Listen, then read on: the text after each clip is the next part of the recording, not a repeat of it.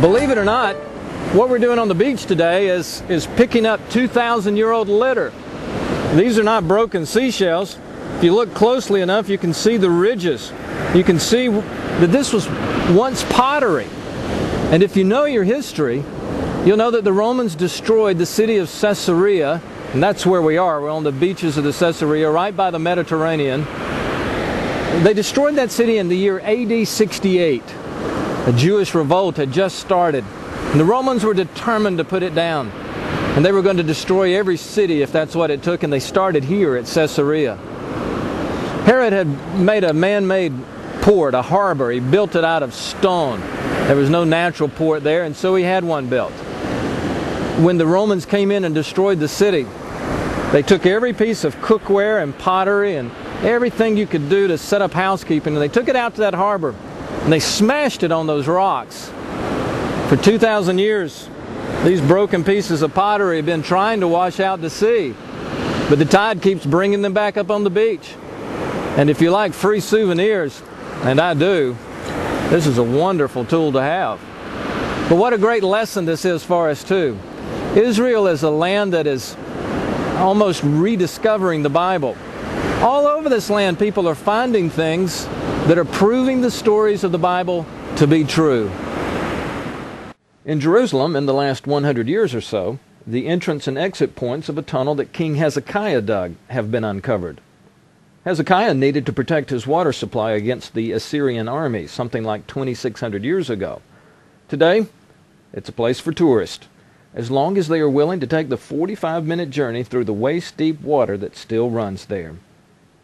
You can also go underneath an entire neighborhood inside the old city of Jerusalem, walking along the remains of the Western Wall that once stood in plain daylight about 2,000 years ago. When Jesus walked in Jerusalem, he would have seen these very stones. In the northern part of Israel, cities like Beit Shan and Megiddo have been discovered. Beit Shan was the place where King Saul died. It would have been an important, vibrant city when Jesus was alive. It was also part of the Decapolis, which means the man Jesus healed in the graveyards of the Gerasene region would have told his story here. The remains of Megiddo bear witness to one of the oldest cities in history. Like Beit Shan, however, it has only been really uncovered, thoroughly exposed, in the last 25 years or so. Or take this stadium here in Caesarea. In its heyday, it sat 4,000 people. But did you know that in 1959, the year I was born, the entire thing was under dirt? What a gift from archaeology. The work at most of these archaeological sites continues today. In fact, here at Caesarea, which is obviously very well developed, a few years ago in the 1990s, some American students came here on their studies, were digging around in the dirt that seemed to have already uncovered almost everything that could be uncovered, and they found 90 gold coins that were almost 2,000 years old, an absolutely priceless addition to the world's museums. Of course, there is so much more. In the few decades, and sometimes in only the last few years, there have been amazing discoveries in Israel. Ancient altars, some of them approaching 3,000 years in age, have been found in the northern tip of Israel, in Dan. The activities here led directly to the downfall of the northern kingdom first, and later, the downfall of Judah and Jerusalem in the south. Capernaum, the city where Jesus lived during most of his ministry, has been restored so well that visitors today walk on the same stones where he once walked. Overlooking the Dead Sea, the ancient fortress of Masada tells of Israeli history and tells us about Herod's incredible power. And combined with the nearby waterfalls of En-Gedi, Masada and En-Gedi even give us new insight about the exploits of David. The ancient fortress of Masada stood silently by the Dead Sea for the better part of 1,900 years before being discovered again in modern times, not even a century and a half ago. All of the archaeological discoveries of Israel, you know, it's almost like the land was waiting on Israel to be reconstituted as a nation in 1948 for all of this to be discovered.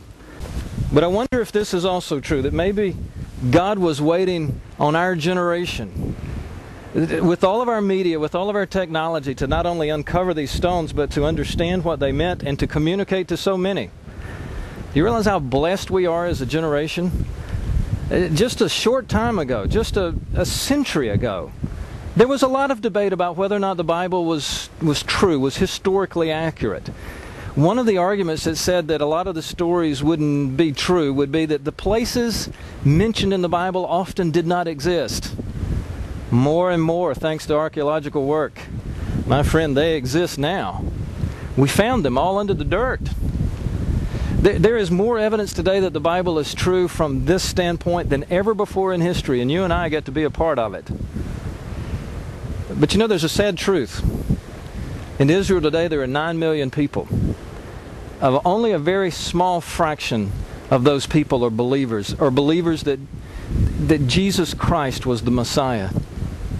No archaeologist can help you uncover that truth. That has to be found in your heart.